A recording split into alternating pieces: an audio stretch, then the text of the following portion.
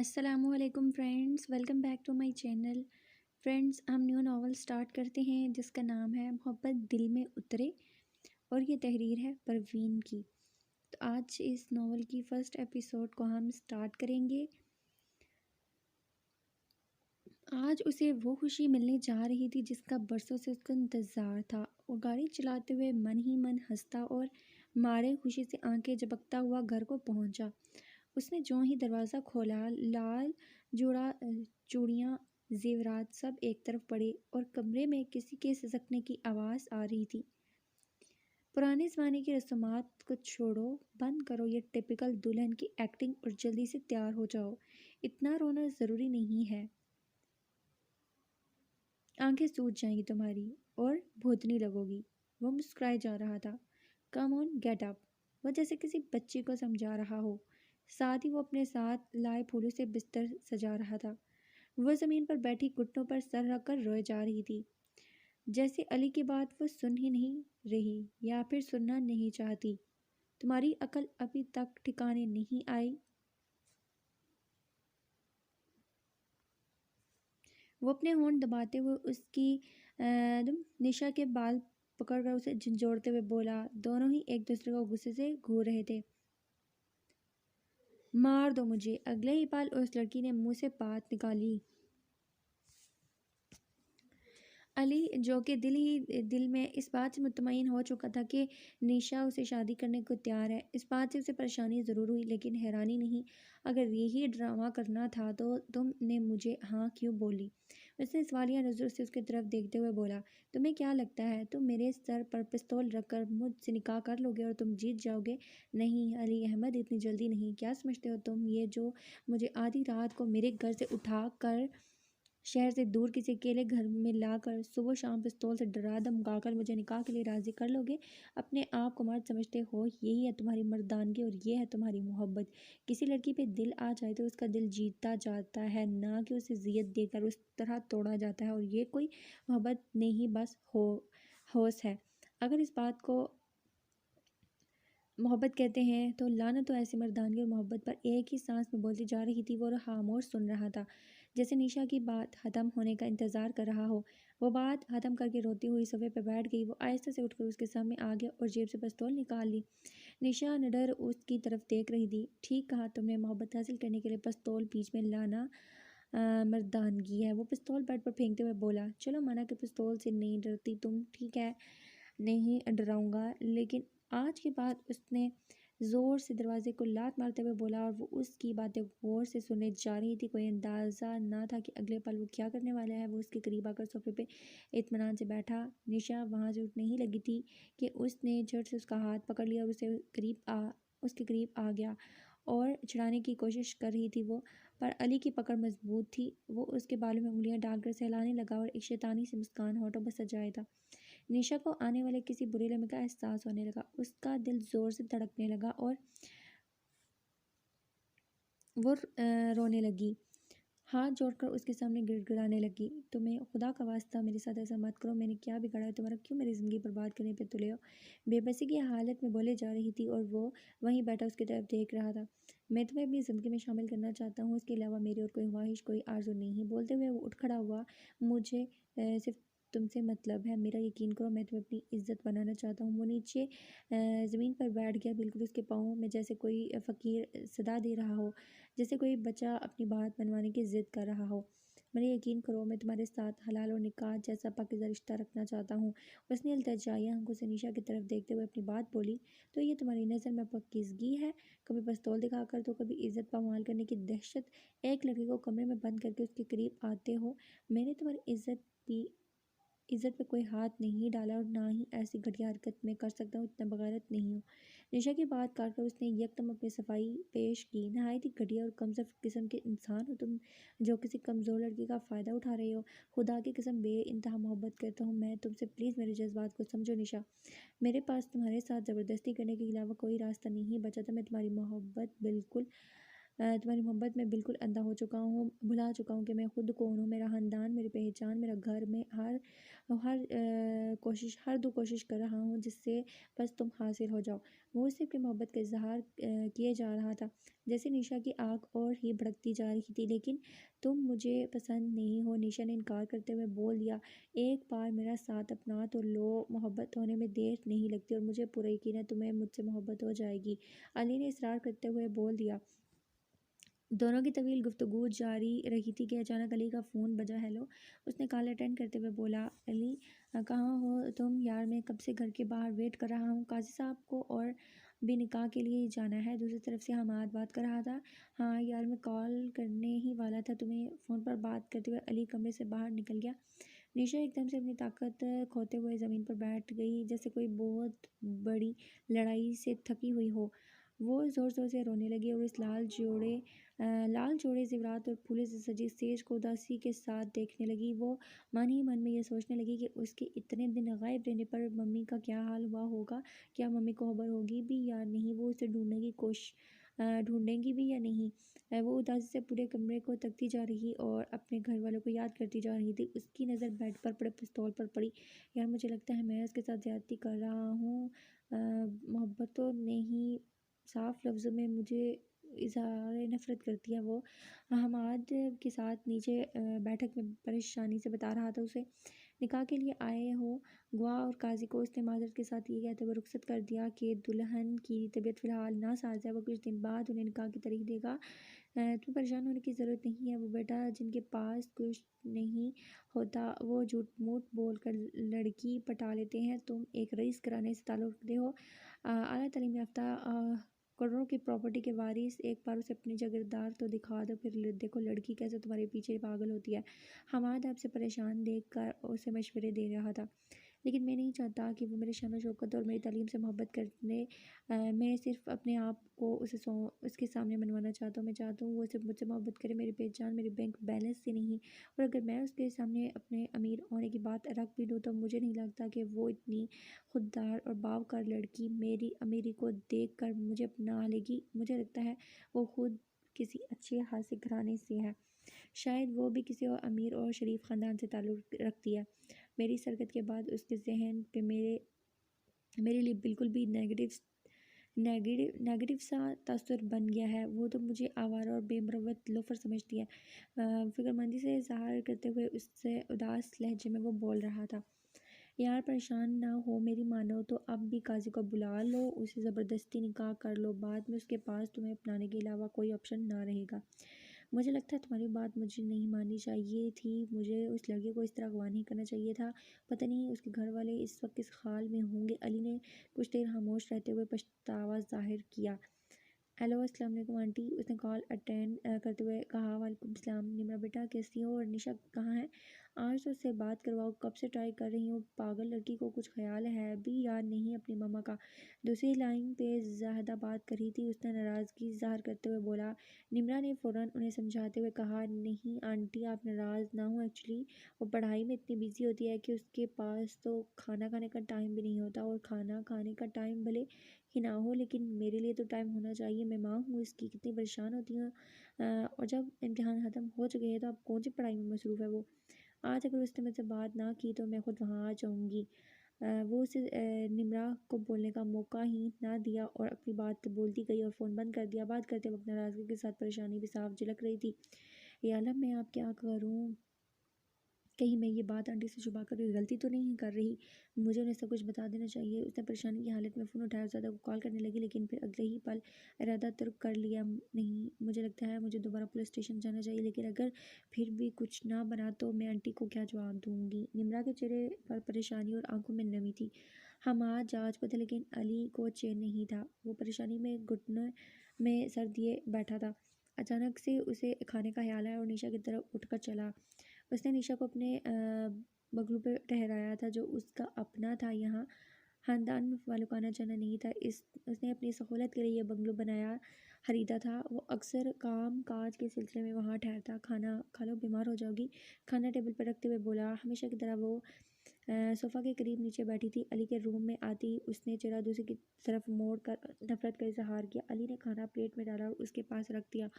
बिरयानी, रोटी, सालन, सलाद। खाना लाने में हमेशा अच्छे से अच्छे बाम होटल से लाता, लेकिन ये उसे हाथ तक ना लगाती। आज भी उसने यही किया था।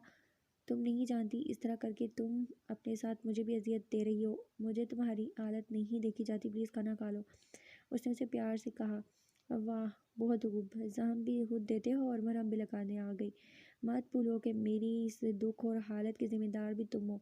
अगर तुम्हें वाकई तकलीफ़ होती है तो क्यों बनाया है, मेरा ये हाल छोड़ क्यों नहीं देते मुझे, उसने रोते हुए बोला और सवालिया आंखों से उसकी तरफ देखने लगी। पता नहीं, मेरी मम्मा, माँ का नाम लेते ही वो ज़ोर से रो पड़ी। मोहब्बत ने खुद गर्ज बना दिया है, वरना मैं ऐसा बेरहम तो पहले कभी ना था। मैंने कभी किसी का बुरा नहीं चाहा, हमेशा सबको खुश रखना चाहा। नहीं सोचा था कि मैं इस तरह किसी लड़की को रुलाऊंगा। दूसरों को झुकाए अपनी सफाई पेश करा था, वो सर झुकाए। तुम्हें क्या लगता है तुम मुझे अपने शरीफ होने के किस्से सुनाओगे और मैं तुम्हें शरीफ मानकर तुम्हारी मोहब्बत में पागल हो जाऊंगी? तुम्हारी इस घटिया हरकत से साफ पता चलता है कि तुम और तुम्हारा खानदान कितना शरीफ है, लेकिन मेरी और मेरे खानदान की इज्जत का क्या जो तुमने पमाल कर दी, निशा ने गुस्से से कहा। कसम खुदा की मैंने तुम्हारी इज्जत पे कोई हाथ नहीं डाला, तुम कल भी पाक थी, तुम आज भी पाक और बेदाग हो, उसने एकदम चौकन्ना अंदाज से निशा को हौसला देते हुए कहा। एक लड़की की इज्जत बहुत नाजुक होती है, जिसे सारी उम्र हम संभालते आते हैं, और ज़रा सी ठेस लग जाए तो ये चकनाचूर हो जाती है। तुमने भले ही तुमने भले ही मुझे ना छुआ हो, लेकिन मेरे और मेरे खानदान की इज्जत और वक़ार को ज़रूर चूर किया है, वो उससे शिकायत भरे लहजे में बोल रही थी। और वो गर्दन झुकाए सोफ़े के ऊपर बैठा सुन रहा था और उस कश्मकश में था कि अब इस सब का हर्जाना वो कैसे चुकाएगा। इससे बहुत बड़ी भूल हो चुकी थी। देखिए इंस्पेक्टर साहब, आज इतने दिन हो गए हैं, आपने अभी तक मेरी फ्रेंड का कोई पता नहीं लगाया। निम्रा ने पुलिस ऑफिसर से मुखातिब होकर कहा। देखो मैडम, हमने अपने काम को जारी रखा हुआ है, लेकिन हमें एक बात समझ में नहीं आ रही, लड़की के वालिदैन कहाँ हैं और रिपोर्ट लिखवाने क्यों नहीं आए? हर बार आप ही आती हैं, कहीं कोई प्यार प्यार का चक्कर तो नहीं, लड़की घर से भागी तो नहीं? ऑफिसर ने शकी निगाहों से देखते हुए कहा। नहीं नहीं, वो मेरी बेस्ट फ्रेंड है और वो वैसी बिल्कुल भी नहीं है। ज़रूर उसके साथ कुछ हुआ है, उसकी फैमिली कराची में है, वो मेरे साथ रहती थी अपनी स्टडी की वजह से। मैंने अभी तक उसके घर वालों को इत्तला नहीं दी। प्लीज़ आप लोग उससे तलाश करने में जल्द मदद करें। निम्रा का लहजा परेशान कुन था। निम्रा तीसरी बार पुलिस स्टेशन आई थी और इस बार बहुत परेशान थी।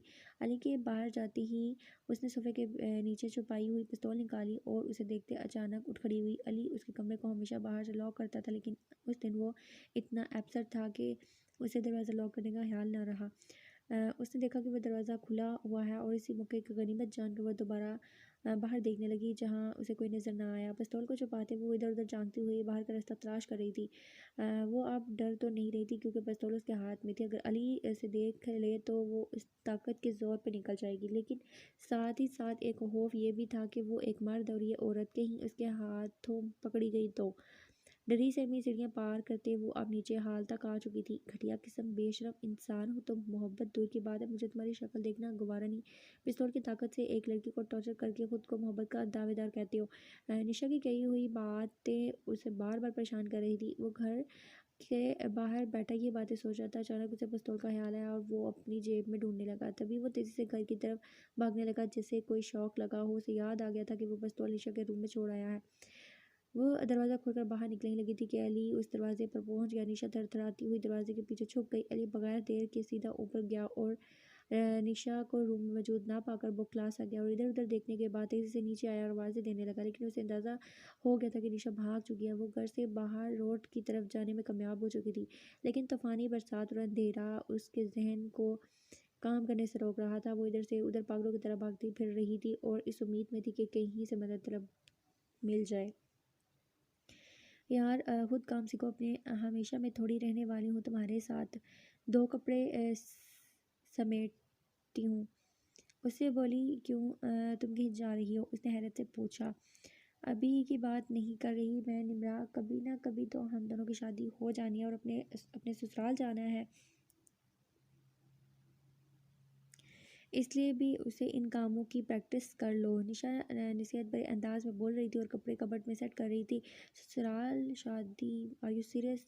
निम्रा ने सवालिया अंदाज में उसकी तरफ देखते हुए बोला। लगता है उस लड़के की दाल गल गई। उसका लहजा शरारती था। कौन? वो अली? कोर्स नॉट यार। निशा ने कबर्ड बंद करते हुए उसके अंदाज की तरदीद की। वैसे अच्छा तो है, गुड लुकिंग, एजुकेटेड दिखता है और तुमसे प्यार भी करता है, तुम उसमें इंटरेस्ट क्यों नहीं ले रही हो? निम्रा ने संजीदा होते हुए कहा। लेकिन ज़रूरी तो नहीं कि उसके लुक्स देखकर मुझे उससे मोहब्बत हो जाए। सिवाय उसके नाम के और कुछ नहीं जानती, और शायद उसे भी सिर्फ मेरा नाम ही पता है। निशा ने संजीदगी से जवाब दिया। आगे जान पहचान बढ़ाओ ना, निम्रा ने चिढ़ाते हुए कहा। शट अप, निशा ने तकिया उसके मुंह पर मारते हुए कहा। ये सारी बातें जहन में दोहराकर निम्रा उदास बैठी खाने के टेबल पर पुराने दिनों को याद करते हुए रोए जा रही थी। निशा अचानक उसे एक आवाज़ सुनाई दी, लेकिन उसके उम्मीद के बजाय खौफ तारी हो गया। ये आवाज़ कोई अनजानी नहीं, जानी पहचानी थी। उसने मुड़कर देखा तो उसका अंदाज वही था। वहाँ अली खड़ा था। दूर और मेरे पास आने की कोशिश भी ना करना, वरना गोली चला दूंगी। निशा ने कांपते हुए पिस्तौल उसकी तरफ सीधी की। देखो पागल मत बनो, ये पिस्तौल है, गोली छूट भी सकती है, नीचे करो इसे। अली अपनी जगह हिले बगैर उसे समझा रहा था। डर, हाँ डर डर रहे हो? हाँ, गोली छूट जाएगी तो क्या होगा? मर जाओगे। मरने से खौफ आता है। ये पिस्तौल जब दूसरों के सर पे तान लेते हो तब तुम्हें कोई एहसास नहीं होता किसी को तकलीफ़ का। और आप जैसे वो पिस्तौल तुम्हारी तरफ रुख फेर गया तो आप तुम्हें पिस्तौल से लग रहा है।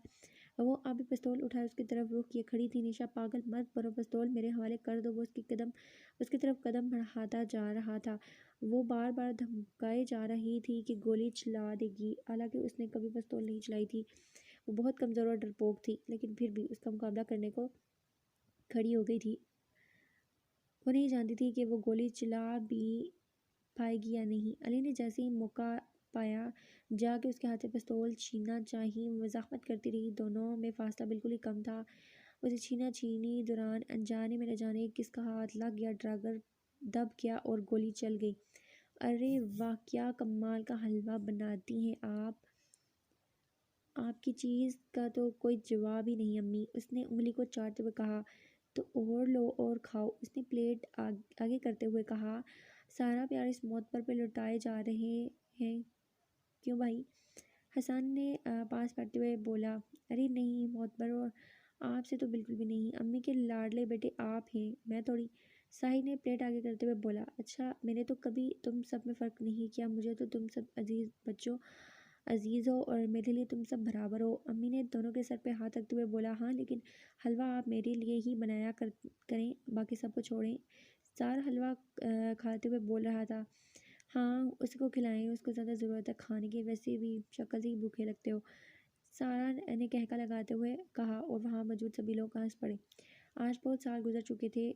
वो अपने बच्चों की याद में गुमसुम बैठी ख्यालों में खोई हुई थी और सालों पुरानी यादें याद कर रही थी और रोई जा रही। उसके सामने हलवे की प्लेट रखी हुई थी। अरे नानो, आपने अभी तक हलवा नहीं खाया, ये क्या आप रो रही हैं? ज़ारा ने कमरे में दाखिल होते हुए कहा। अब हलवा इतना भी बुरा नहीं बनाया जो आप रो पड़े। ठीक है, पसंद नहीं आ रहा तो ना खाएं। ज़ारा ने प्लेट उठाते हुए कहा। अरे नहीं नहीं, इधर लाओ पागल लड़की। और मैं रो कहाँ रही हूँ, बूढ़ी हो गई हूँ, आंखें कमज़ोर हो गई हैं, पानी बह आया बस।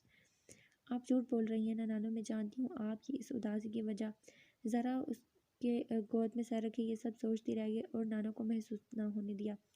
हद हो गई यार, आखिर ये चाहता क्या है? निशा ने बैग पटकते हुए गुस्से से बोला। क्या हुआ? निम्रा ने पूछा। यार वो यहाँ तक पहुँच गया, निशा ने परेशानी से ज़ाहिर की। क्या यहाँ का एड्रेस कहाँ से मिला? निम्रा ने हैरत से पूछा। मैंने दिया था उसे और कहा था मुलाकात के लिए आ जाना। निशा ने तंज़िया लहजे में कहा। बेवकूफ़ लड़की, आप, मुझे क्या पता उसको यहाँ का एड्रेस कैसे मिला? मैं खुद इस बात से परेशान हूँ। अब उसका लहजा संजीदा था।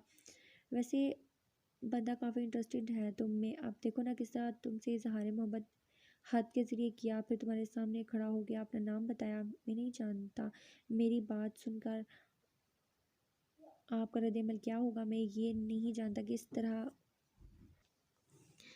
तरह इजहार मोहब्बत ठीक है या नहीं, लेकिन बस साफ लफ्ज़ों में कहता हूँ मुझे तुमसे मोहब्बत है। निम्रा को उसकी सारी बातें याद थी और निशा को दोहराकर सुनाई जा रही थी। तुम्हें वो अच्छा क्यों नहीं लग रहा यार? वो बातें कितनी अच्छी करता है, मन करता है सुनते जाओ।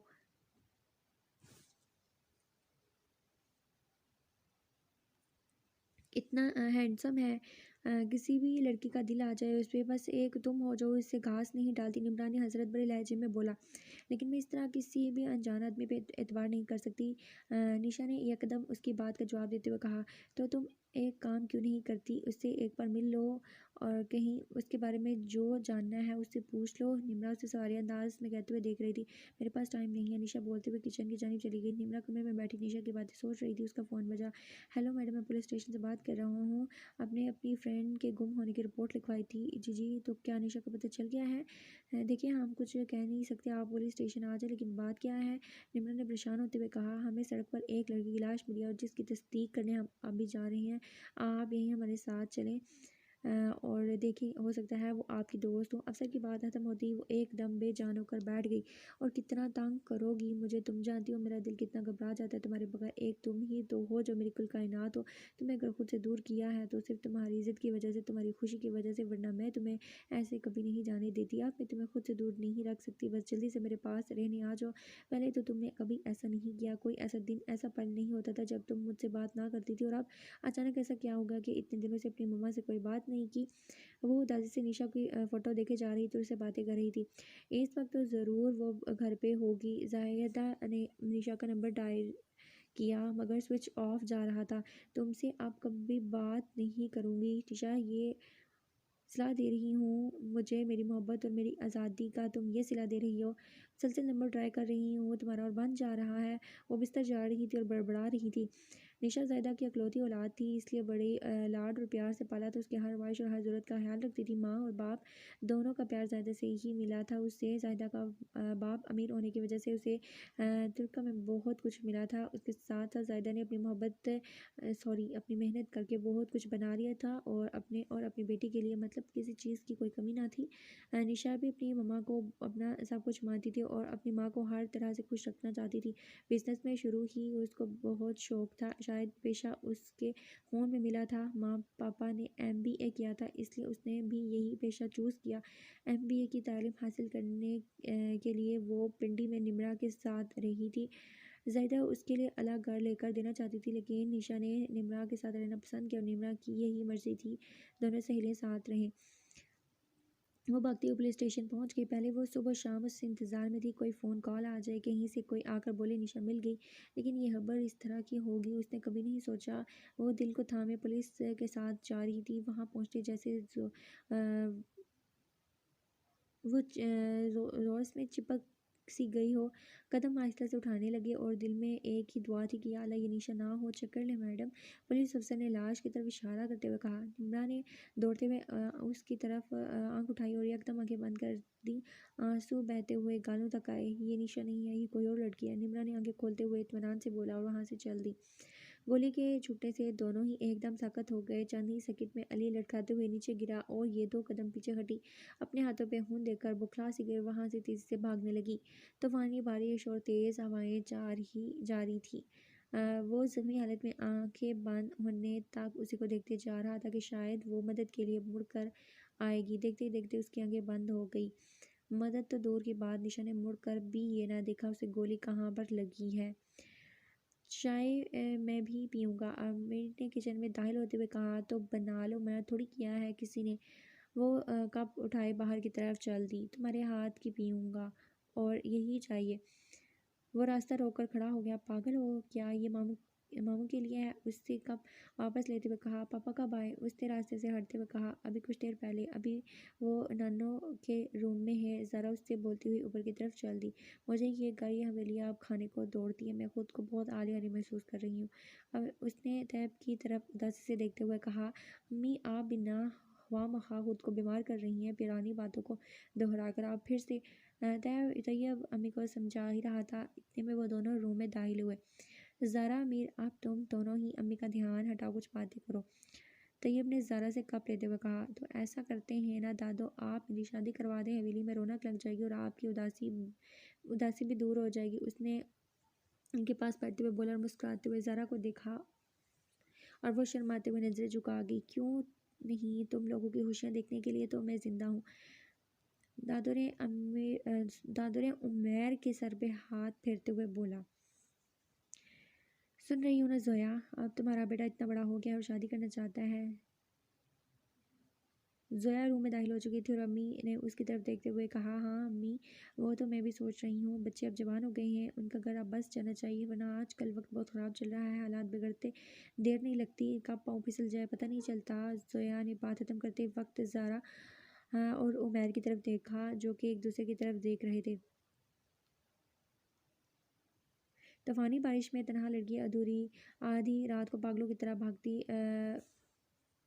भटकती फिरी थी। उसने कभी नहीं सोचा था कि उसके साथ इस तरह का हादसा होगा। वो सड़क पे पैदल तेज़ रफ्तार के साथ घर का रास्ता ढूंढ रही थी। अकेली लड़की के साथ कुछ भी हो सकता था। दूसरा हादसा कोई अनहोनी, वो न जाने कितने खौफ दिल में लिए रास्ता पार करती जा रही थी। अचानक उसकी नज़र एक लड़कों के गिरोह पर पड़ी और वो छुप गई। यार बहुत हो चुका ये फ़ोन पे इश्क मोहब्बत, अब कोई रूबरू लड़की पेश करो। एक लड़के ने फ़ोन को देखते हुए कहा, हाँ ये फ़ोन वारियाँ सिर्फ बातें ही करती हैं और कुछ नहीं, जब मिलने का बोलो मुकर जाती हैं। दूसरा लड़का अब उसी के साथ सर मलते हुए बोला, यार तो फ़ोन पे काम चला लो ना जब तक कोई मिलने को राज़ी नहीं होती। तीसरे लड़के ने बोला था, नहीं यार अब उस दिल की आग ऐसे ठंडी नहीं होने वाली जब तक कोई माल हाथ ना लग जाए। पहला वाला लड़का दिल पे हाथ रखते हुए बोला, वैसे कल फिर से उस हसीना पर ट्राई मार कर देख लेंगे, अगर मान दिया तो ठीक, वरना उठाकर ले आएंगे और कर लेंगे सारी हसरतें पूरी। वो एक दूसरे के साथ हाथ मिलाते और कहके लगाते हुए आगे चल दिए। क्या समझते हैं ये मर्द औरत को बस दिल बहलाने का खिलौना, बिस्तर गर्म करने का सामान, अपनी जगीर जब दिल चाहा जिस पे चाहा उसे उठा लिया, रुसवा पमाल कर दिया। क्यों, किसने दिया इन्हें ये हक? वो वहीं बैठी फूट फूट कर रो रही थी और मन ही मन में मर्दों की इस हरकत पे सवारियाँ अफसोस कर रही थी। और फिर वहाँ से उठी, वो तेज़ भागती हुई घर तक आई थी। घर काफ़ी दूर था, इतना सारा रास्ता उसने पैदल ही तय किया था। वैसे अगर अली पसंद नहीं तो कोई और है क्या? निम्रा ने खाना प्लेट में उठाते हुए पूछा। ज़रूरी तो नहीं, निशा ने चम्मच लेते हुए कहा। सोचा तो होगा किस तरह का लड़का चाहिए, उसमें कौन कौन से गुण हों।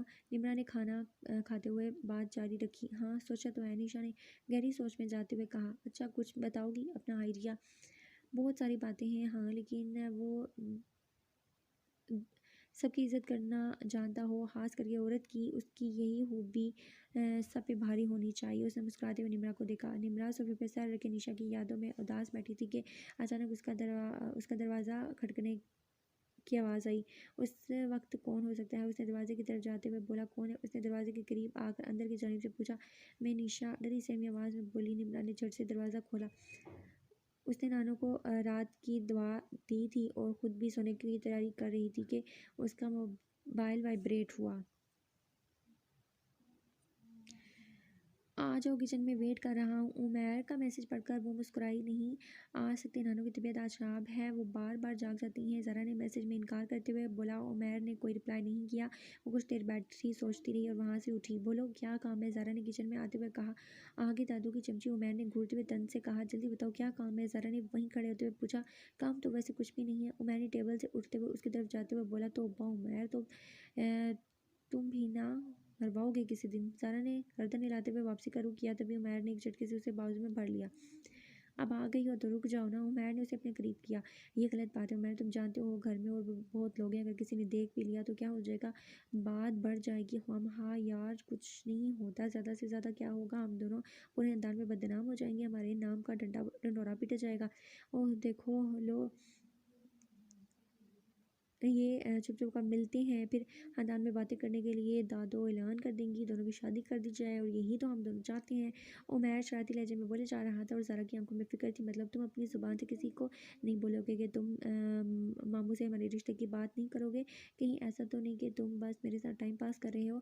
ज़ारा ने खुफी से अपना हाथ छुड़वाते हुए कहा। बोला कर, मैंने तुम्हारे सामने ही तो दादो से जिक्र किया था अपनी शादी का, तुम भूल गई हो? हाँ लेकिन तुमने मेरा नाम तो नहीं लिया ना। अरे पागल, शादी तो मैं तुमसे ही करूँगा ना, अभी नाम लेने की क्या ज़रूरत है? जब वो वक्त आएगा सबके सामने ऐलान कर दूंगा। अब खुश हो? वो दीवार से टेक लगाते हुए खड़ी थी और उमैर उसके बालों को धीरे धीरे से सहलाते जा रहा था। उमैर, अचानक से तैयब की आवाज़ सुनकर वो एक दूसरे से परे हटे। तैयब अपने कमरे से निकलकर सीढ़ियों से उतरता आ रहा और उमैर को बुलाए जा रहा था। वो काफ़ी परेशानी में था। जोया यही उसके पीछे आ रही थी। आवाज़ सुनकर उमैर भागता हुआ सीढ़ियों की जानिब पर गया। जी पापा, हैरियत तो है? आप इस वक्त ना परेशान इसमें भाभी का फ़ोन आया है, अली के साथ कोई हादसा हुआ है, वो अस्पताल में है, मुझे भी इस्लामाबाद जाना होगा, मैं भी चलूँ आपके साथ। और मैंने फ़िक्र ज़ाहिर करते हुए कहा, नहीं तुम घर पे रुको और यहाँ का ख्याल रखना। और हाँ, अम्मी को इस बात का इल्म ना होने पाए, उनकी तबीयत पहले ही ख़राब है, मज़ीद बिगड़ जाएगी।